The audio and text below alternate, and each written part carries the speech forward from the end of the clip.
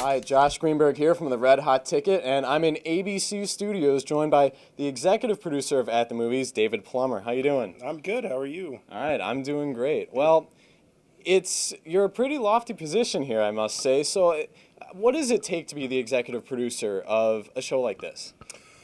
What it takes a lot of coordination between our critics because we've got one guy that's based in New York, one guy that's based in Chicago, so we got to make sure they see the same movies in time for our tapings each week.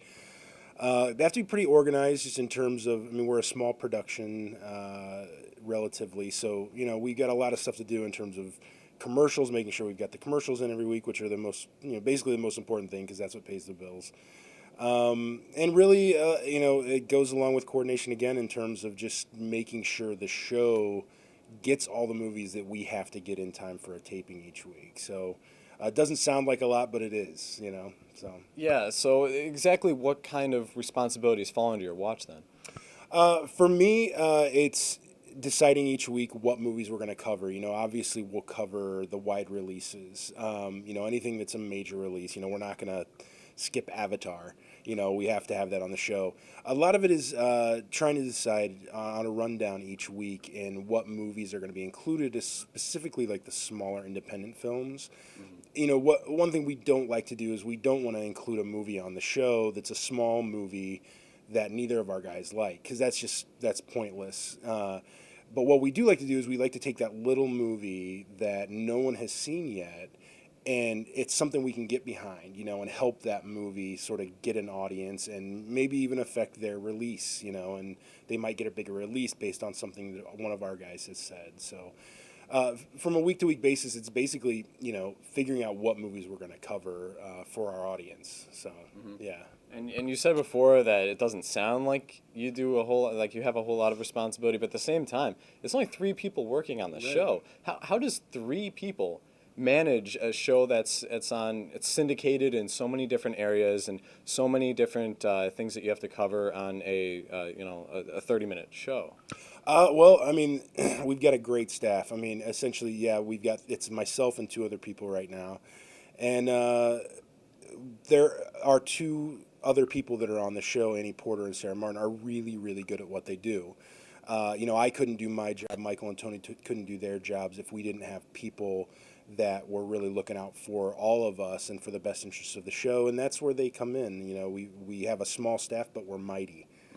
So we've got some really smart and hardworking people that work on the show. So that's how we do it. And it seems pretty simple, but that's what it is. So. Yeah, I definitely think that you need some smart and capable and very organized people to get a show out on time the way that you guys do. Absolutely. Now, you were talking about Michael as in Michael Phillips and Tony as in A.O. Scott, and you guys have had a great history of great film critics on the show, dating back, of course, to Siskel and Ebert, who are some of the most legendary film critics in Chicago history. So, going from them to the next generation and then on, what is that process like selecting a new critic? Well, one of the things that people don't realize, I think, for a show like ours is that most movie critics aren't on TV, so that's one of the biggest things is we've got to find, and we've had to find the people that are intelligent and are trustworthy and credible, but also have the ability to perform on television and to talk and to not be nervous being in front of a TV. Most journalists spend a lot of time in front of a keyboard.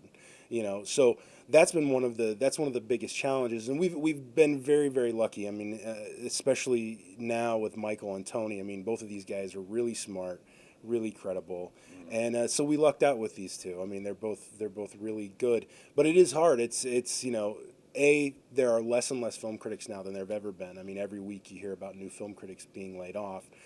And B, finding guys that can perform on television. So we've been pretty fortunate in the people that we've picked. So yeah, and it's really important to find that chemistry too. Yeah. It's not just people that can talk on TV, but they have to be able to communicate with each other, and I think they do a great job of that. Yeah. And another thing is that they just came out with their top 10 movies of the decade, and I wouldn't go the decade. I don't want to constrain you that much, but I want to put you on the spot a little bit. Sure. What are your favorite movies of all time?